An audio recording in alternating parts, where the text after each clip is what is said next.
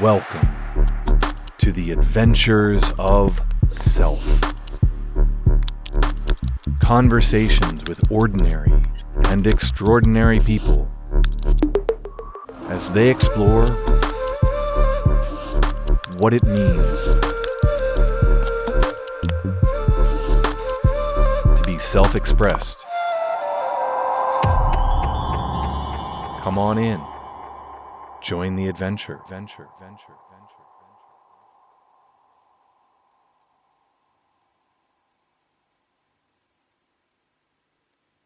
So welcome, Robert Yuho, to the Adventures of Self.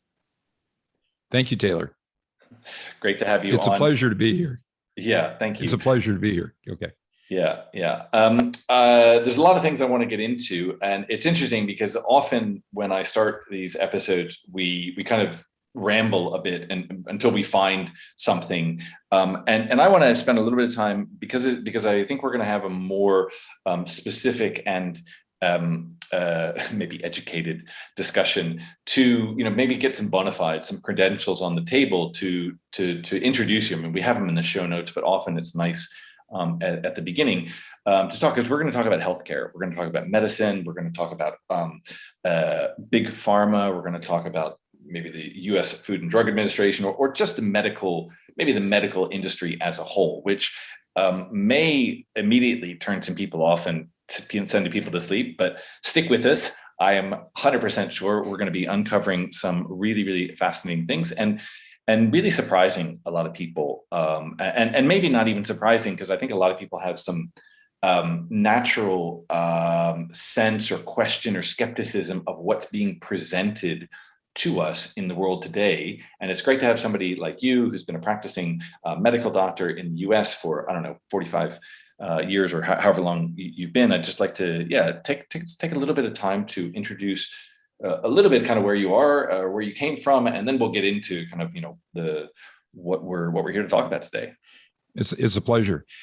Taylor, now forgive me for this. I've got to do a disclaimer at the start. This isn't medical care. If you have a problem, go to see a licensed practitioner and use this material at your own risk. I know it sounds idiotic, but we're forced to do that by our litigation and our attorney situation in the United States. So to introduce myself, I'm 68 and I practiced cosmetic surgery the last 4/5 of my career. And before that, trained in emergency medicine, practiced emergency medicine, and had other training, 4 years of postgraduate training and various experiences. But I liken some of that to, I have a history of being an Eagle Scout too, and that was a long time ago.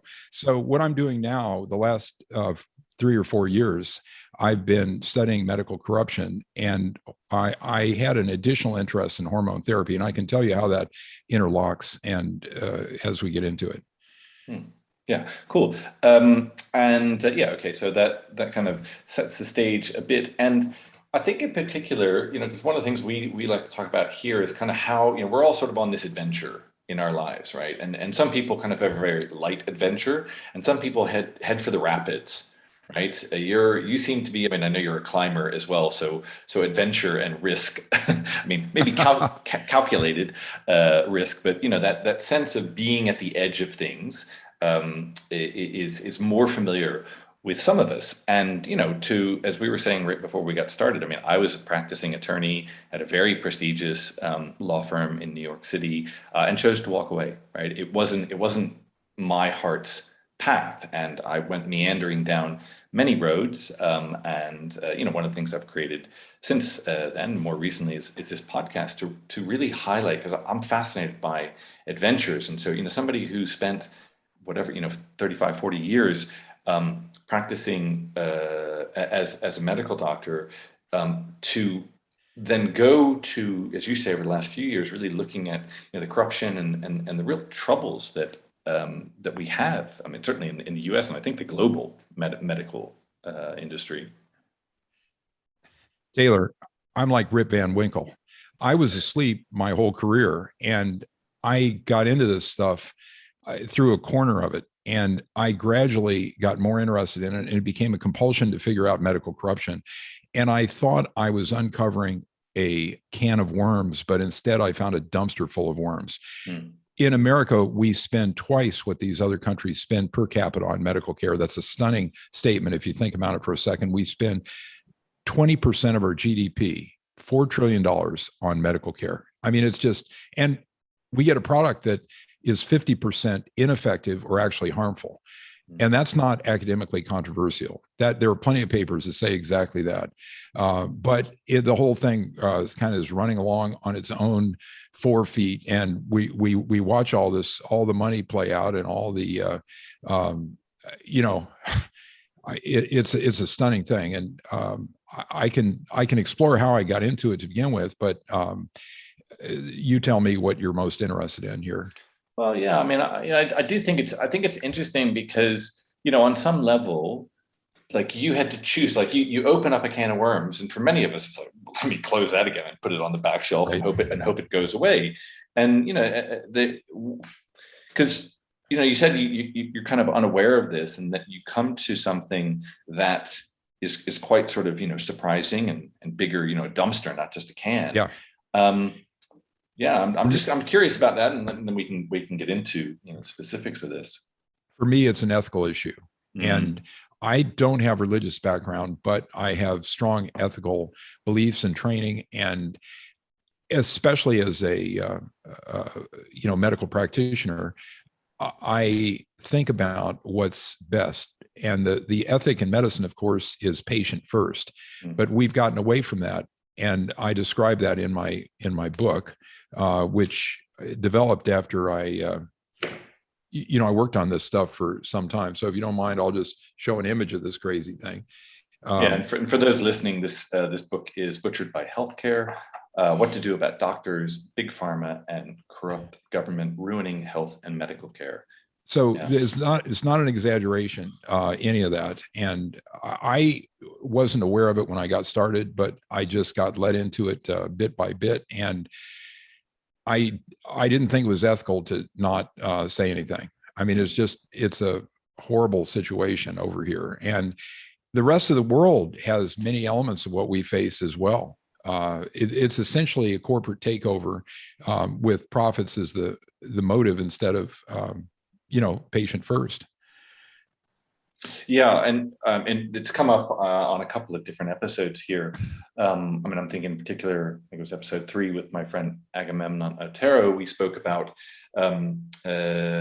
community organizations that that actually were building into their charter their for purpose, right? Whereas I worked in legal, and corporate entities really sole responsibility is to create profit for its shareholders. And when you put that as the facade, the prime directive, it's like, how can it help but not distort what's happening? And as you say, the medical profession, go back thousands of years, the Hippocratic Oath, right?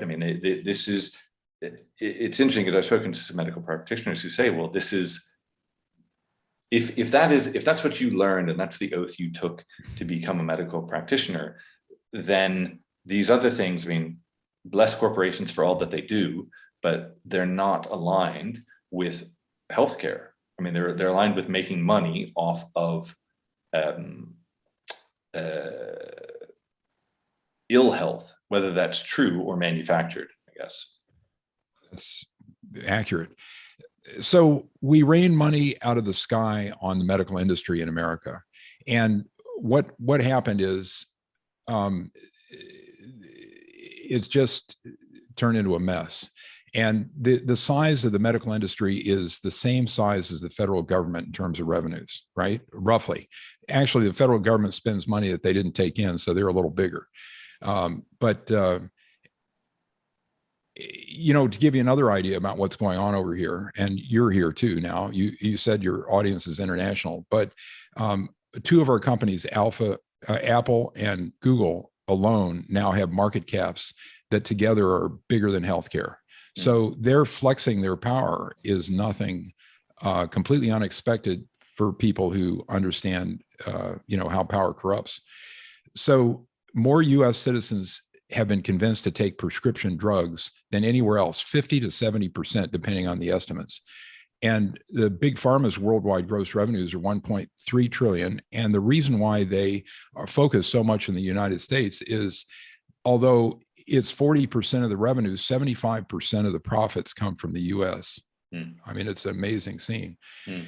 They violate more laws than any industry in history as measured by their criminal settlements with federal prosecutors. And you can look that up on Wikipedia. The top 22 drug makers payoffs since 2004 are on a single page in Wikipedia if you can search for that.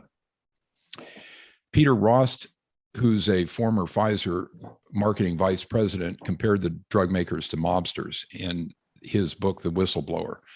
He said, and let me read this quote, "It's scary how many similarities there are between this industry and the mob. Obscene amounts of money, killings and deaths, bribing politicians and others. The difference is all these people in the drug industry look upon themselves as law-abiding citizens.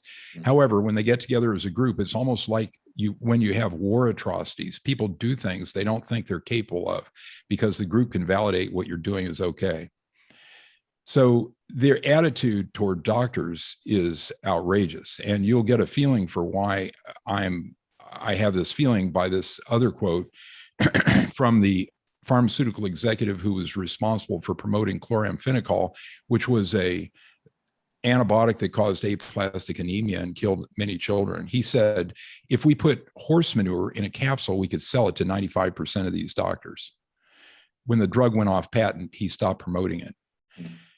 The Food and Drug Administration is entirely a creature of pharma. Now, you're an attorney, you know exactly what that means, and that's a bold statement. The majority of its revenues began to be paid by these corporations in the early 2000s. They implemented this system called user fees. And that means that during the patent process, the fees were paid directly by the corporate entities. And this turned the FDA, this made the FDA start to regard these corporations as clients rather than entities to be regulated. So, well, not only clients, but like sponsors. Yeah, sponsors. I mean, just be clear on this, because I've read about this recently, that the Food and Drug Administration, I mean, as a U.S.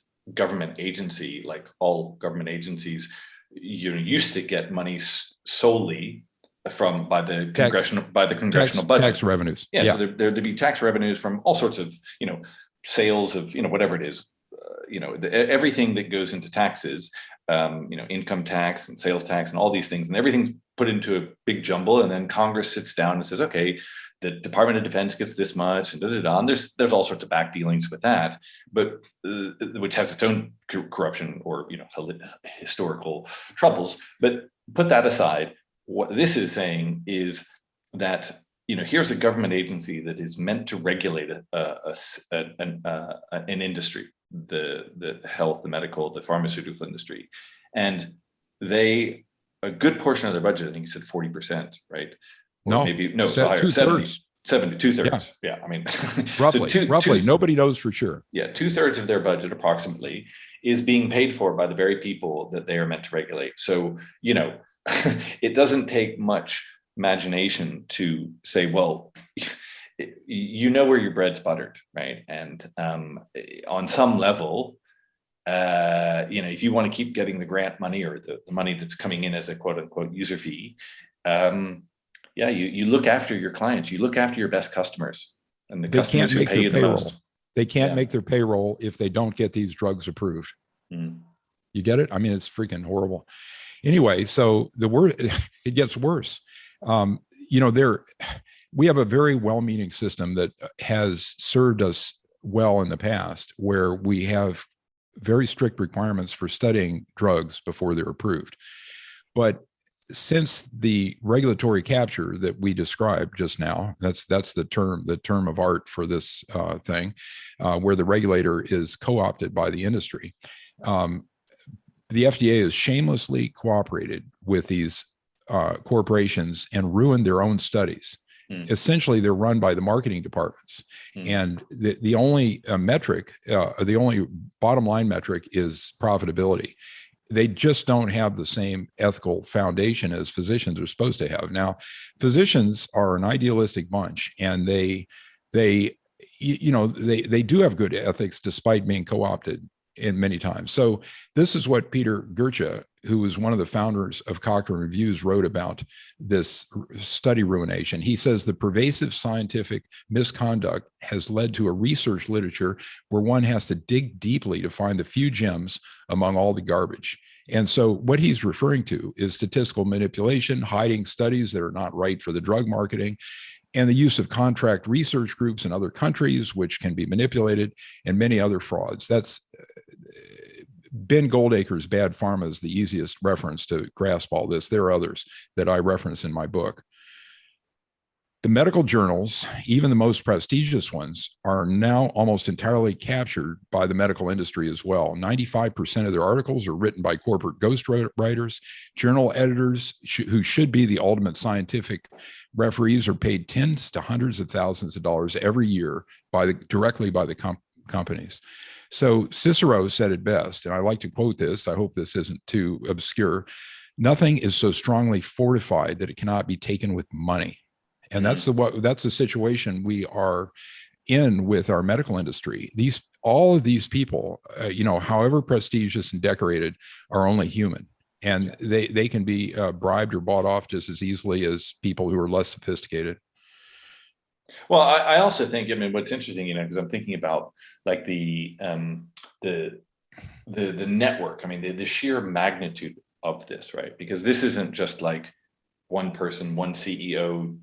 You've got, I mean, I don't know how many medical doctors there are in the U.S., but tens, if not hundreds of thousands. There's a million. Okay, right, yeah. So there's a million, and I know a little bit about how my mother worked in the health industry. She worked as a social worker, but I understand a little bit of the health industry, and so there's a million doctors out there, and there's all these drug reps and going out, maybe not to all million, but they're going to a significant number of those, a few 100,000, say, oh, use our drug, use this, and here, take this, and as you say, the editors are being given the grants and the not even like straight up bribes, but it's like, well, here's some money to do your research and all these things.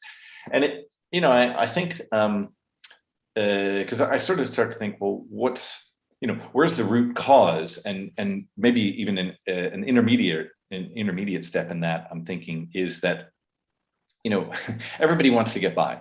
Everybody wants to do well for themselves. And on some level, there's, it's a bit of divide and conquer, right? It's like, well, if we go to Robert, if we go to Taylor individually, and say, hey, look, you use our drugs, and we'll give you, this extra thing. You'll get a $10,000 grant to do this research. And you think, wow, that's a big help, and I can do this, and it's just my little thing. Because we don't really think, we're not taught to think, well, what does this mean if you multiply this times, a million or a few 100,000, and really start to think about it.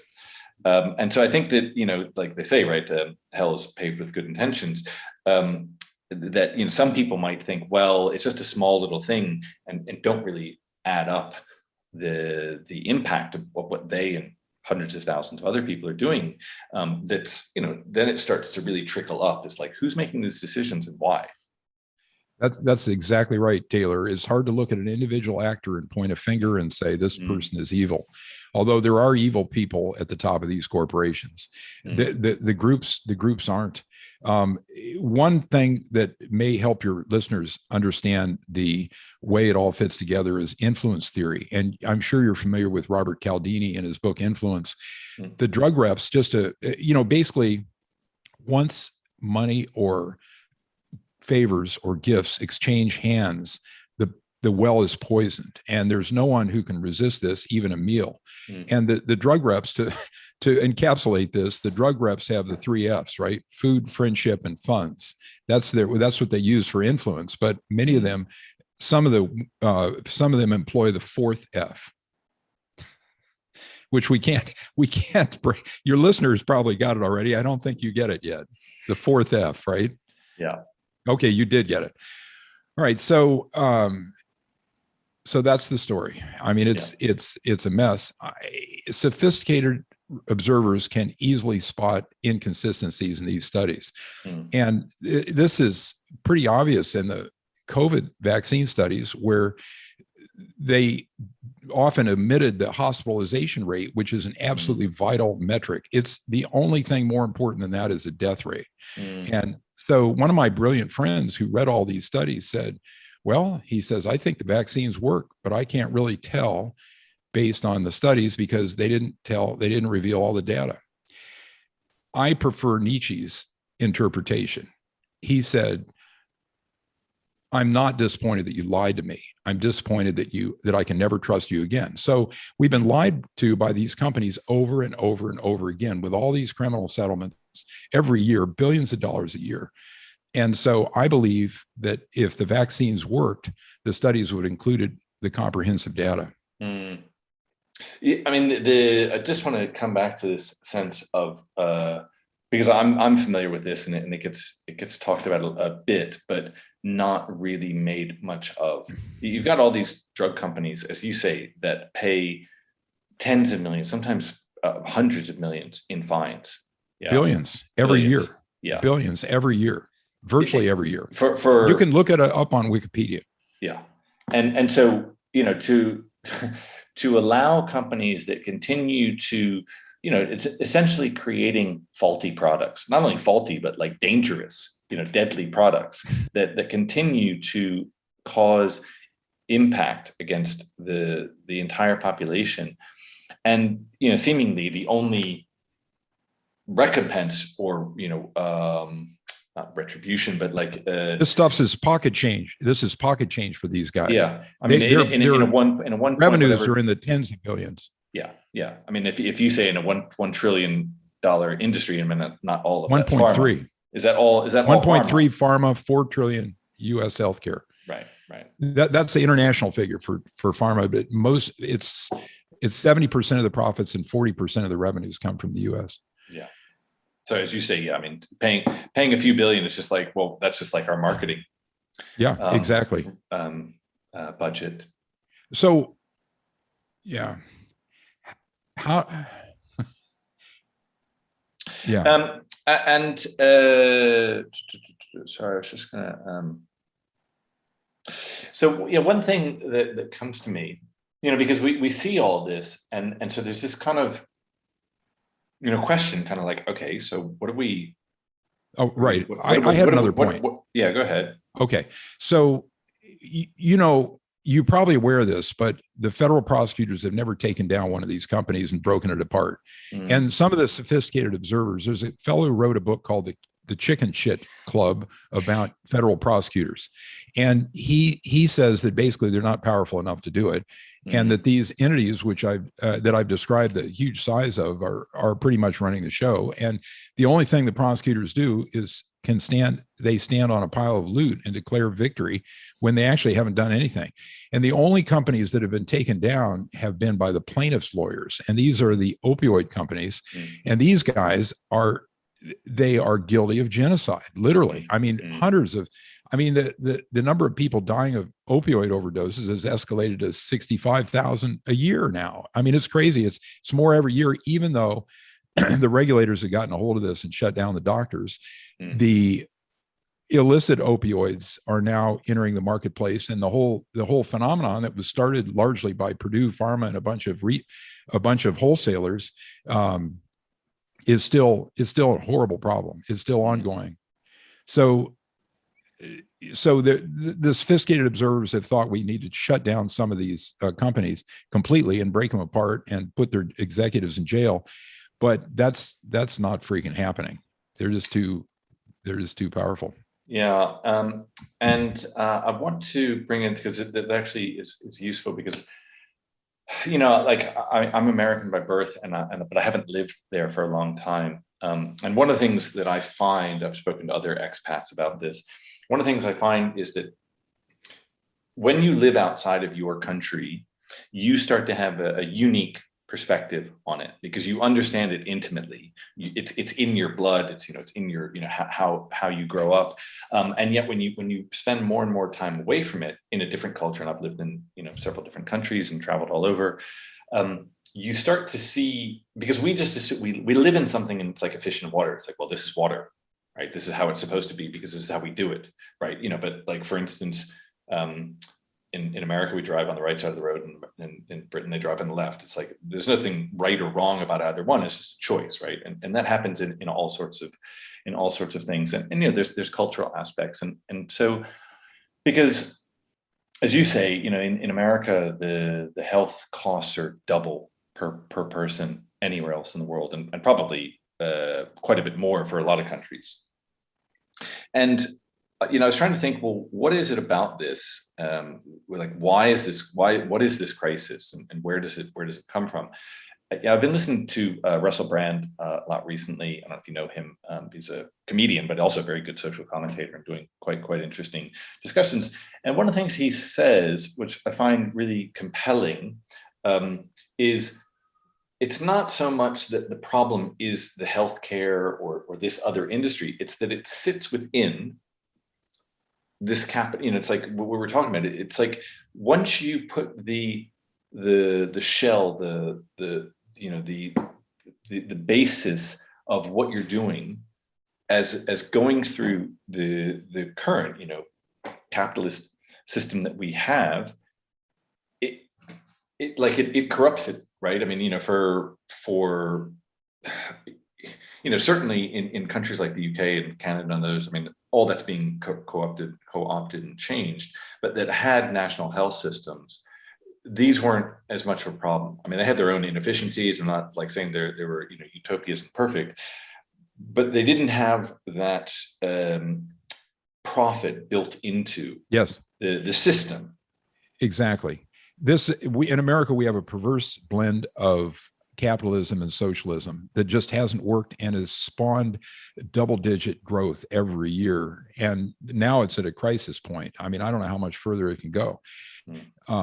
Now, I'm not advocating Medicare for all or universal. I don't have the solution. And if you read Butchered by Healthcare, you'll see that I go over things that would work, but they're impossible politically, because these entities, I mean, these guys are the biggest lobbies in Congress. They basically have them all bought and sold. And so we can't change our healthcare without some sort of horrific crisis, but I think that is actually being brewed up. So we'll be forced to do something. Now, in America, we have 3 government-run systems, and all 3 are a mess. Okay, so everybody knows about Medicare, but we also have the Indian Health Service and the VA, and those are in terrible shape. I mean, anyone who's worked in those systems, and I've seen the VA at close range and understand the Indian healthcare system. I mean, they're just a horrible mess. They're inefficient. They don't provide the best care. And so I don't have a brilliant solution for the whole system. I do have solutions for individuals who are trying to get better healthcare here. Well, let's get into that. I just want to say one other thing, because it just goes to what I see as a particular American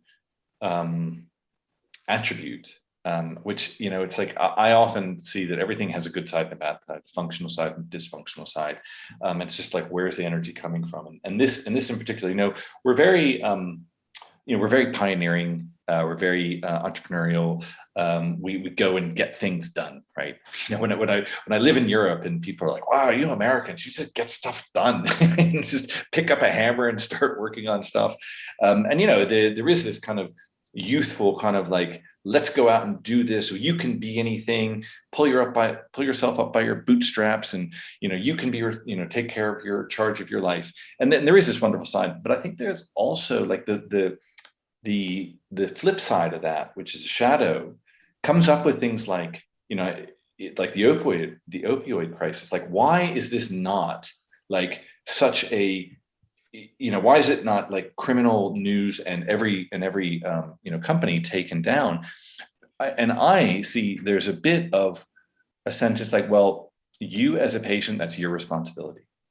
You are responsible for that. Never mind what oath the doctors took, or what responsibility a corporation has to its customers, or anything like that. We'll deal with that by slapping a little fine. But because it's the same in like the food, right? When people say like, well, people shouldn't eat all this sugar and blah blah blah blah blah, and we just as a culture, we don't really look at the kind of the holistic sense of that. We just say, well, Robert, that's your responsibility. And if you're gonna get hooked on opioids, well, I'm sorry for you, but you should have thought about that sooner. So there was one former billionaire who did go to jail over the opioids, right? His name was John Kapoor, and I don't know what happened to him. He probably got at the worst a couple of years in jail, but the responsibility for this stuff really is pharma's. I mean, they, is well known now. A drug called OxyContin was promoted as non-addictive, and it was just another opioid. Is the same thing, and it addicted a generation of Americans to opioids. And once you go in that door, 5% of us or some percent of us do not come out. We've had our lives ruined. We're constantly worried about the opioid and recovering, opioid addict and all that stuff. The rest of us don't seem to be as vulnerable. We can take the things or leave them.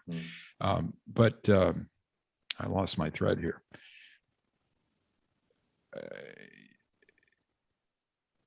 But anyway, so go on and refresh me a little bit.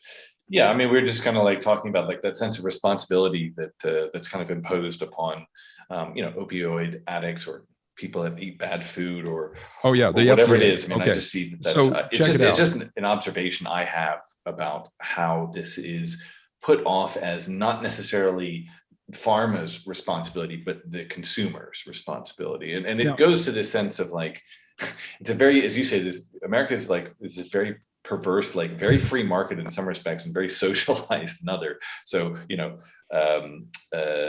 profits are free market, but other things, when banks and big pharma go out of business as well, then we can socialize and save them. But so the FDA, this horribly corrupted and co-opted regulatory agency, is, in my opinion, responsible for the obesity epidemic, as well as the adulteration of our medicines and the development of all these medicines that don't work or possibly are even harmful. And the reason is that they ratified this low-fat narrative for 3 decades. And there's evidence that they were being bought off or bribed or given resources by the food industry, right? So the current science seems to support high-fat diets and animal fats, which was heretical and completely denied by these the FDA and other government sources, and it put us all on a path towards plant-based nutrition and high carbohydrate nutrition for decades. Yeah. So I mean, anyway. Yeah, no, I mean, it's a really good point. I mean, something I went into, I think I mentioned earlier. I mean, I think it was our second episode with my very good friend Nicole Ferris, who's a GP in the UK. We went into that exact issue, health in the modern body, and the issues around like what it is we put into our body. We have it is remarkable, and sometimes it's quite challenging to imagine because things are so upside down.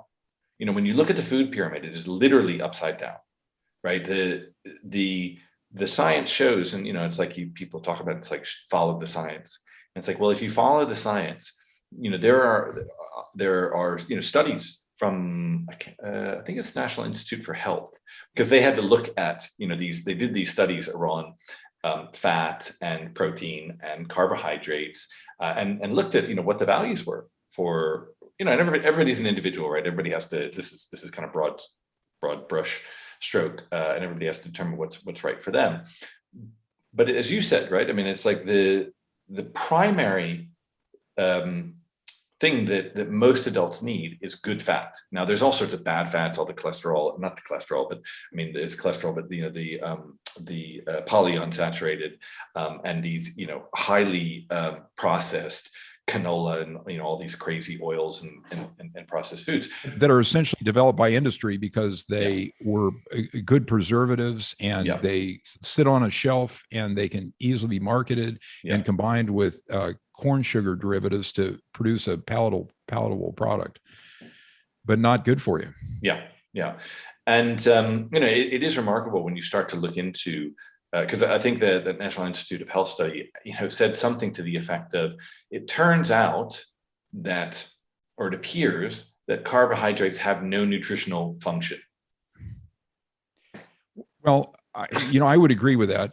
This isn't my center of my expertise. So when you're talking about putting things in your body, why don't we flip to psychiatric drugs for a moment? Yeah, sure. And talk about that. Okay. So some of these commentators have called psychiatry, Goethe has called psychiatry the drug industry's paradise, because the psychiatrists are more closely allied with industry and essentially bought off by industry than any other group of doctors.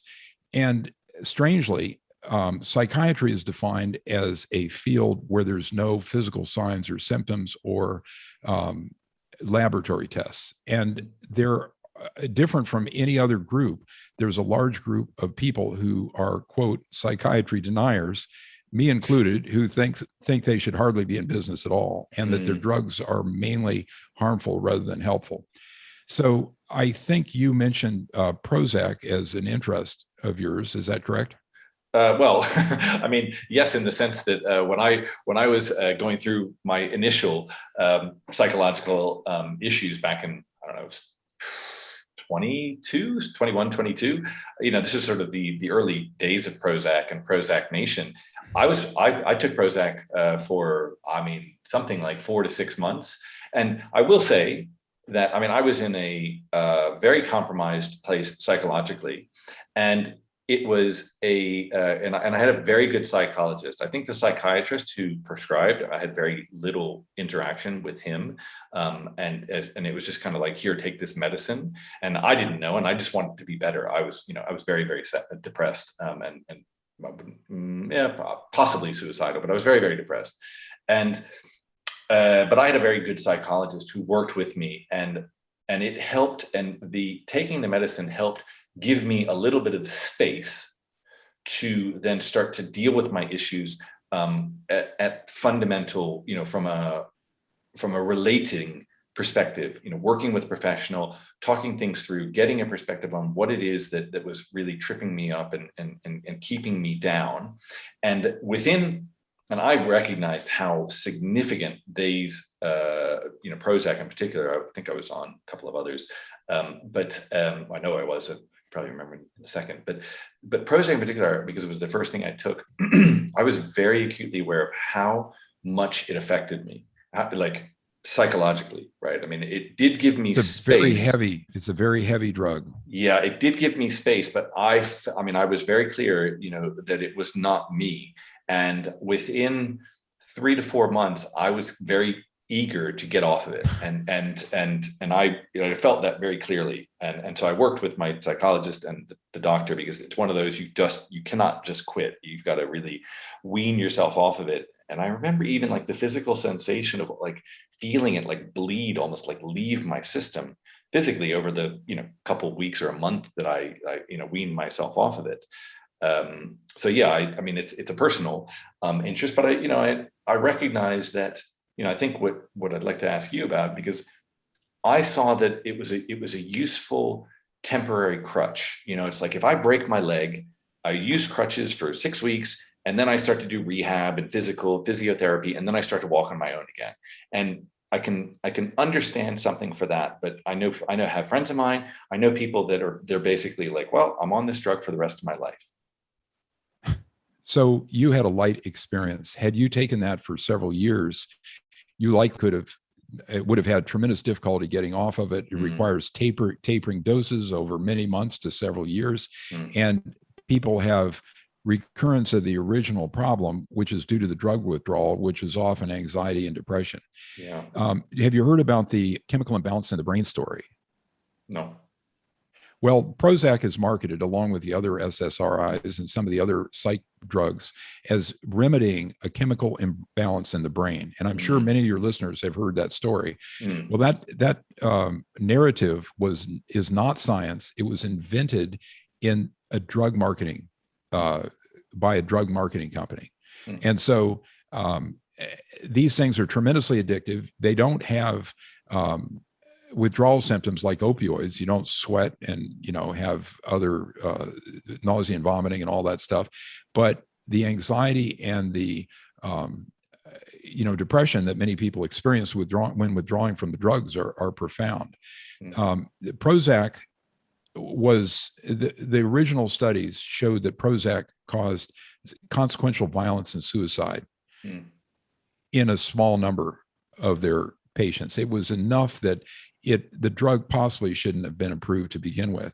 And this was only brought out when litigation by these families of people who had committed suicide drug the information out in discovery.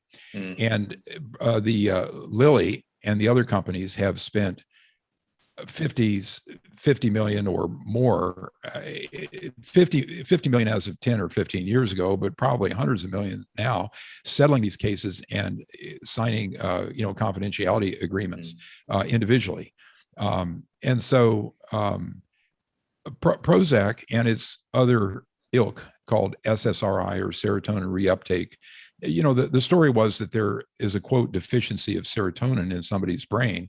And again, this has no basis in science. There are similar ideas about schizophrenia with another brain chemical, but it's a marketing fiction. So that's one of 4 categories of drugs that psychiatrists use, and the others are even worse. I mean, this is addictive. We've got 17% of our entire country taking these psych meds. You can go into any primary care doctor's office, tell them you have 3 weeks of anxiety and depression, and you can get a prescription for this stuff, and you can be committed to this for years, if not the rest of your life. I have friends that basically I told them, you can try tapering them, but you're stuck. Your brain chemistry is altered. Wow. One of the other classes is called the atypical antipsychotics. And these things actually shorten lifespan by 10 to 20 years. I mean, it's incredible. They're passed out like jelly beans. And they are often used in people who have simple depressions as a additional drug on top of the SSRI. The one you're probably most familiar with is the Valium-like drugs like Xanax. Well, Xanax, the initial studies of Xanax it supposedly worked for 3 to 4 weeks, and then it was kind of a break even for 2 to 3 weeks. And then when the drug was withdrawn, the people had horrendous reactions, and the thing was thought not to be helpful at all.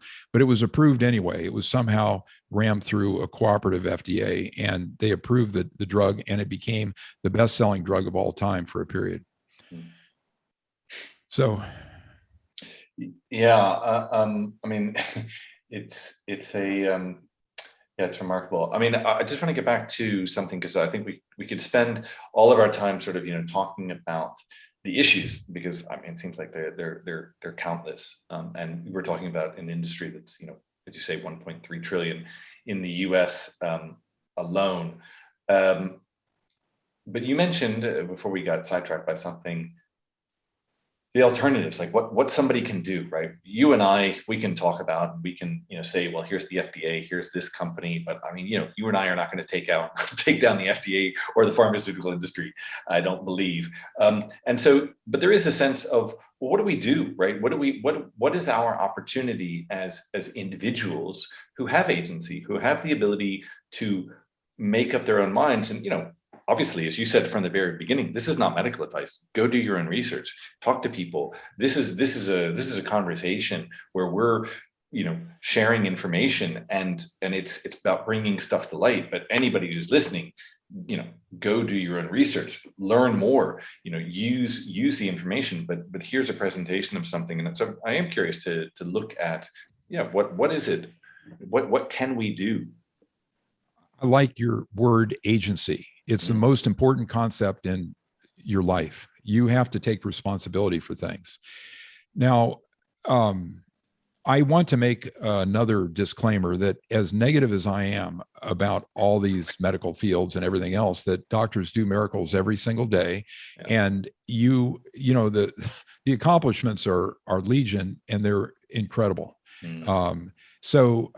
And I do have stories about fantastic physicians individually and as specialties in Butchered by Healthcare.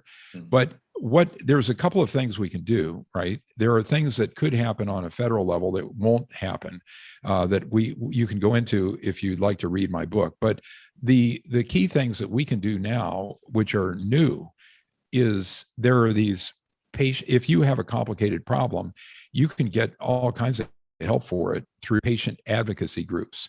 And although these things are sponsored largely by the pharmaceutical companies, there are people in the organizations who are very idealistic and who often are willing to spend many hours of their time trying to figure out what's wrong with you, or possibly what your medical adventure or misadventure should be, what course you should be on.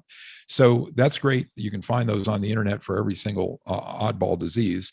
And it's exceedingly helpful if you have something like cancer or some sort of complex disease of aging, or, possibly even if you're younger. The other thing that's great is that in America, since Trump's executive order last year, he allowed us to consult online without the in-person medical exam. And this is, it is to this, the medical board without an in-person examination. But during the COVID and, due to our internet connections, we can get pretty good advice online. So you can, if you have a problem, you can get a second for a few hundred or a few $1,000s, even if your insurance doesn't pay. If you have insurance that pays, you can go and speak virtually to some expert at a huge medical center. And the medical centers, the big time places, they have people there that not only are brilliant, but they frequently have personality skills. So the superior breed of animal doctor, that you can find often places. So if you've got a problem and you're not your metric, how do I feel today and how do I feel tomorrow? You can consult these other sources if you're not respectful to anyone. Be respectful at all seem going the wrong direction. And if you need to change doctors, you can do that now. It's not usually a big deal. Mm-hmm. I lost you in a bit. I think my internet connection's a little spotty here, but I caught the basis of that. And I think, just going back to, as you picked up, this sense of agency, we do have agency over our bodies, over our health. And that comes with some, responsibility, or, being responsible for the information that you collect for yourself, for what you put into your body. I don't necessarily want to impugn the opinion of doctors, but I do think that there is, and I'm curious to hear your take on this. It's like we have, certainly in the US, this healthcare industry, like what's happened is this idea that whatever goes wrong, your first port of call is take a pill. That's right. And that's, and so, as you said, right, I don't know, whatever, like 1 in 5 or 40, how many people are on? 17% of us are on psych drugs, 50 to 70% are on prescriptions. Yeah, right, exactly. And I in my family alone, I think almost everybody is on some prescription drug. I don't have any of that, touch wood. But I also think that, it comes from this sense of like what's normalized, right? Because, people always remark when they come to the US, and whenever I go back to the US to visit, that every other commercial seemingly is for some pharmaceutical drug. And so where is it in Britain? In the US, there's only 2 countries that allow that. Yeah, and the US, and I think it's New Zealand. But the trouble is, those commercials get out internationally because they don't have enough filler to put in between. So it's an outrage. It's an outrage. Everyone, all observers think it's crazy, even some of the pharmaceutical companies, but it's a huge thing, and they do it because it works. Yeah, of course. You see something. I mean, there's lots of strain and pressure, and so somebody says, "Well, I got a headache. Oh, well, I can ask my doctor about this." And then it goes back to what we were saying in the beginning, where the doctors are like, "Well, if I give this out, the rep's giving me, something for my troubles,"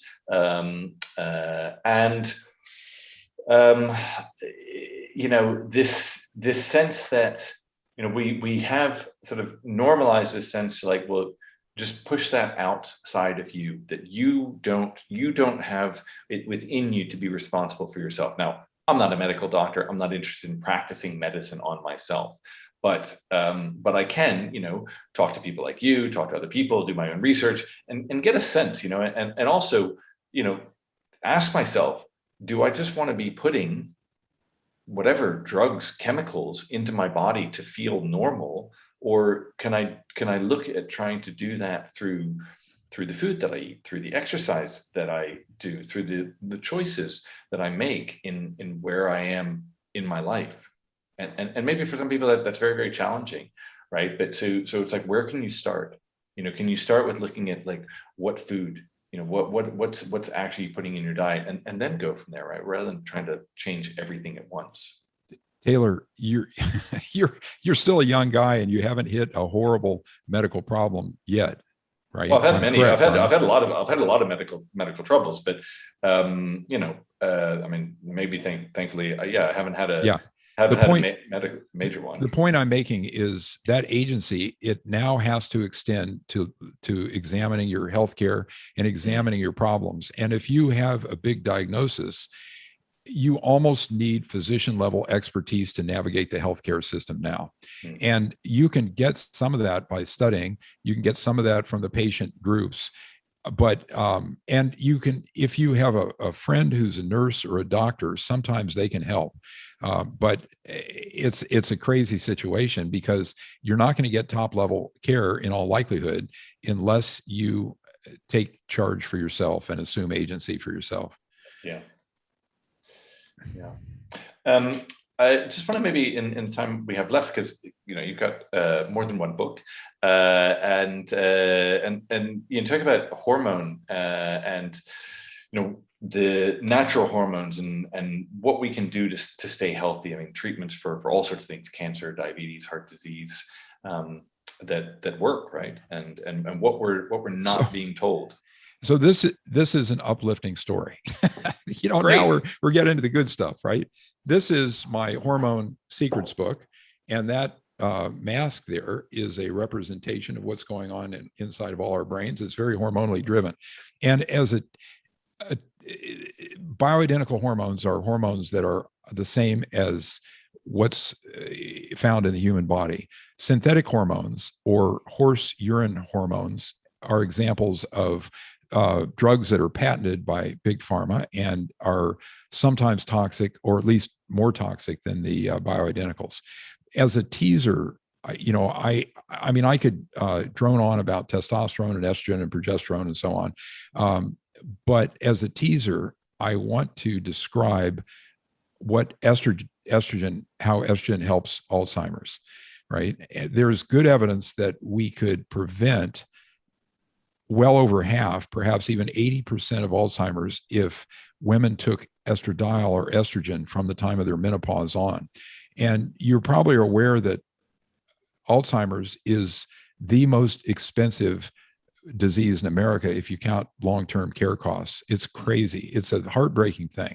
It's like having a stroke. The person is there but not there.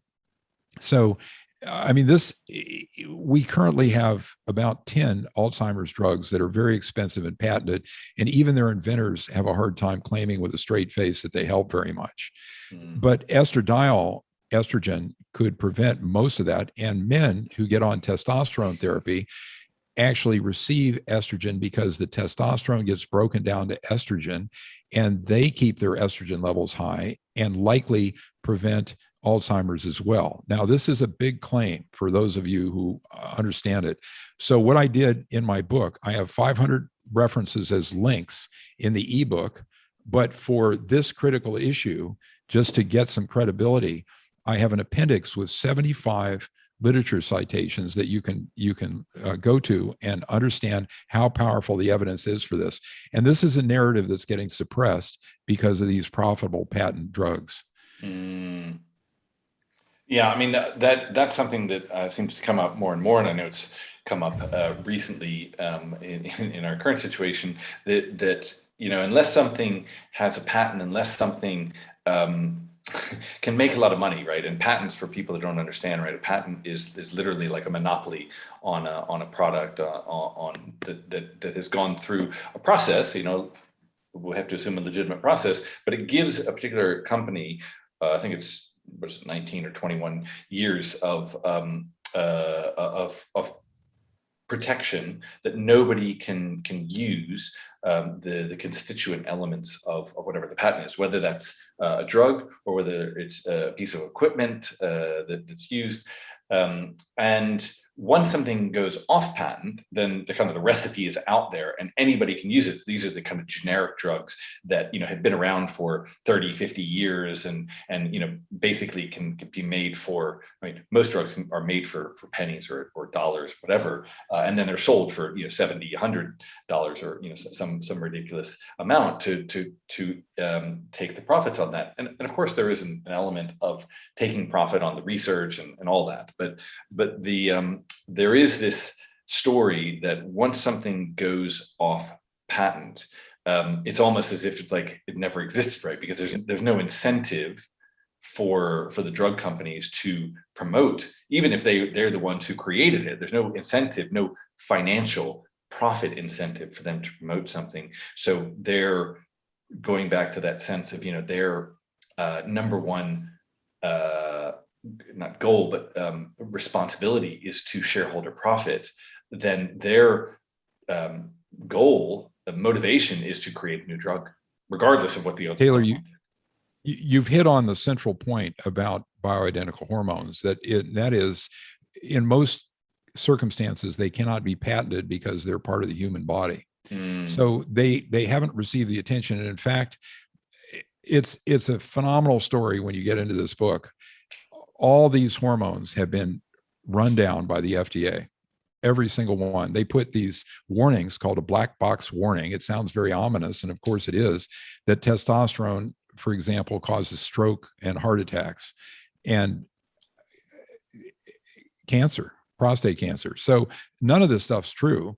I mean, there is an echo of truth in all of it, because the outdated or the outmoded hormones that they studied cause some problems. They're not big problems. They're still much better than nothing, but the bioidentical hormones are almost without exception tremendously valuable and probably extend life. So that's a good enough teaser for my Hormone Secrets book. It's a lot of material here, and we can unpack it in another episode if you're interested. Yeah. And so, I mean, where do you go from here? Because, I think you said, like, this has been the last few years, you've kind of gone on this personal crusade or focus to really look at the corruption of the medical industry and the pharmaceutical industry in America. Well, as I mentioned, I'm very interested in the COVID situation and so on, and we could get into that some other time. But I think that we're facing it's almost apocalyptic. I mean, it's a real problem when we can't assume agency over our own bodies. And in America, we're getting extreme pressure, financial pressure, job pressure to take this vaccine. So I'm interested in that. I'm, of course, doing podcasts still for these two books. Hormone Secrets was published just a few months ago. The other one's about a year old. And I'm obscure, Taylor. It's very difficult to get any attention these days. These books are on Amazon and other platforms, but I've still only sold a few thousand. So I'm networking with other whistleblowers, and I'm hoping to make a contribution. That's the bottom line with me. I mean, I'm at the stage in my career. I didn't make an awful lot of money, but I've got enough so I don't have to work. And I'm retired with my wife, and we live a simple life. And I work on these projects. So one thing is leading to the other right now. I mean, it seems like we've got some very important issues that we have to address, that are perhaps even more important than healthcare corruption, or that are, yeah. Yeah, I mean, like you say, I mean, I think there's things, wherever you want to go, and as you say, we go down many different paths or rabbit holes that are pointing to, very systemic issues that we are facing, and we're at a critical point. It feels like in our human development and our path on this planet, and maybe everybody's always felt like that. So, but it feels more pronounced. The pencil point is sharper where we are now. I don't know how much more injury we can do to our economy and our common sense in America, and still maintain our social our social abilities, and avoid some sort of breakdown and maybe even violence. I mean, I don't know what's going to happen.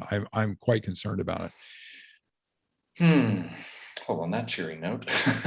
Sorry. No. I mean, it's sobering, right? And it's worthwhile, right? I mean, it's like, we come on here and we have conversations, but this is real life stuff, right? And some of the conversations I have are more sort of philosophical and ethereal in a sense, but we are talking about real life situations, and I think what we've uncovered here, I mean, and really just barely starting to get into it, is you've got 2 books that listeners can go check out, if and that are well cited, well researched, to get more information, and they're real life situations, right? We're in like, as the Chinese proverb and curse says, may you live in interesting times. Well, here we are.